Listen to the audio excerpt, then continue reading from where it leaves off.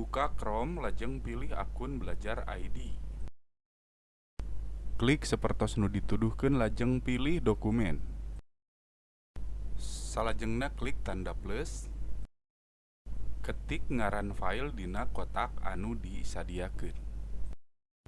Klik sisipkan damel format tabel sapertos conto. Klik bagikan di luhur beulah katuhu. Pangaturanana sapertos kieu, klik siapa saja memiliki link. Bagikeun ka email anu dituju kalayan pangaturanana editor. Atanapi kopikeun linkna bagikeun di aplikasi media chat.